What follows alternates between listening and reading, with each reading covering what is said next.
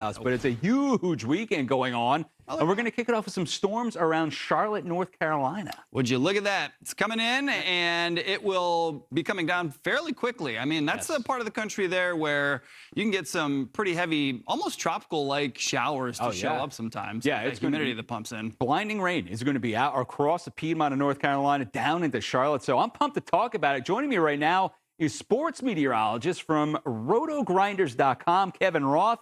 Dude, sports meteorologist. Why the hell did I not think of that? What a great gig you've got, Kevin. Thanks for joining us, man. I appreciate it. Yeah, thank you. It's a pretty sweet gig. I love sports. I love weather. I get to put them together. So let's do it. The guy's the best. All right, let's get to this one right here. We were just talking about it before. West Coast team coming to the East Coast. Usually not that great. And then you add rain to the mix. This could be a problem for the Rams. Yeah, what's interesting is if you look at global models, you look at the Euro, you look at the GFS, it does show rain. But if you start to look at some of those high resolution models, some of the convective models like the HRRR, it's actually drying us out in time for this game. And one of the biggest things I see people do, whether they're sports betting or playing fantasy sports, they expect the rain days out when the forecast looks wet. If you're making bets on this, you want to hold off. You want to think about that. There's still a chance this game is drier than what some of these forecast models are showing. So I'm excited to see how it turns out. Do you think if there is rain, that would actually level the playing field? Because let's be honest, the Rams are better than the Panthers.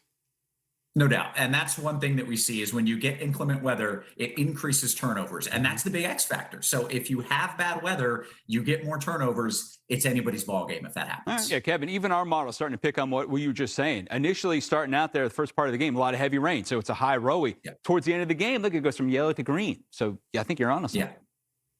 We'll see how that works out. Either way, I do think it is at least impactful to some degree. And there you've got the high resolution models kind of showing that drying out that I'm talking about, right? It's lighter rain by the time that game gets going. By the way, maybe tap into the sports side of your brain more on this one, but did you see at the beginning of the season the Carolina Panthers making the playoffs?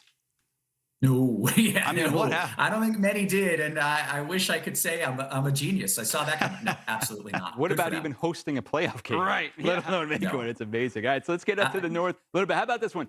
I can't wait for this one. Packers, Bears in Chicago.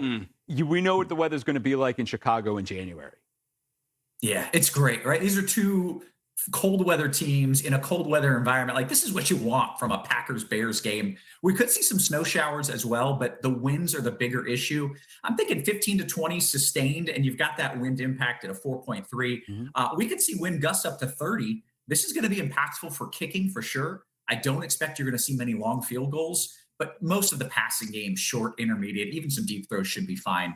But it's cold, hard hitting football. Should be a great game to watch. Kevin, what do you think about the Butterfinger factor in this one? The wind plus a little bit of a chill in the air. You think it's going to affect the receivers?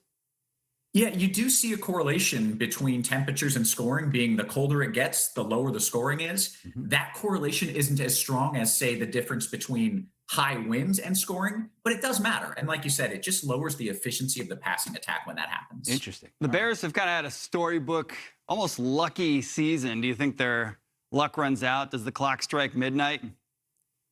I mean, the Packers aren't exactly looking all that strong either. Cinderella over I think here, there's a the bit of a Packers. coin flip. It should be another great game. A good one. Do you think that the Packers head coach goes to the Giants if they lose big time? I mean, it has to be fired first. I get it, but we'll see. Yeah, if he gets smoked, we'll see. Yeah, that's a great point. All right, what about this one? 49ers, Eagles. Now you got the wind risk going out there for Philadelphia a little bit later on in the weekend. But I'll tell you, Jay Menard, huge Eagle fan, wearing green. She's all happy. Should she be happy with this game the way it's going to end up for her? I think so. I've got the Eagles in this one. It's another somewhat of a weather game, a wind game, as you mentioned. We're going to see those gusts 25 to 30 miles per hour, sustained winds around 15. And that doesn't impact every play. But even if it just hangs up one or two deep balls, that can be the difference in the outcome of the game, right? It doesn't have to impact every play for it to matter. I do expect field goals are impacted. I think some longer throws as well. Two teams, though, that are very capable of keeping it on the ground. And I think we'll see some of that, some smash mouth football headed your way. Yeah, Barkley, they took my guy. He's kicking butt for the Eagles. And then So some. good. Unbelievable. So good. I was talking with Boomer Esiason, former Bengals quarterback, before the season. Oh, yeah. I asked him what weather impacts quarterback play the most. Yeah, terrific. You would think it'd be the rain or the wind. No, it's the wind. So is it? Yeah. They hate it. Their hands are so big in the NFL. It doesn't matter if it's wet, but they can't control it after it is in the air. Excellent with the point. wind. Yeah. Let's move on to our last game. We're going to have the forecast for. It's the Chargers Patriots. And Kevin, first of all, I feel so bad for the Patriots fans because they've had a year and a half of a bad team. Hey, at least they got something to celebrate this year, right? They look pretty good. They bounce right back, these guys, all the time. I'm tired of the Patriots being so good all the time. Yeah. And I'll tell you what, as far as the weather goes, this is certainly Patriots weather, right? Yeah. This is not Los Angeles Chargers type of weather. You're talking temperatures near freezing here, winds around 10 miles per hour. Those feels like temperatures likely going to be in the 20s. I don't think this has a huge impact on the game, but if you just look at it in terms of which team is more prepared for this kind of weather, obviously you think New England is the squad there.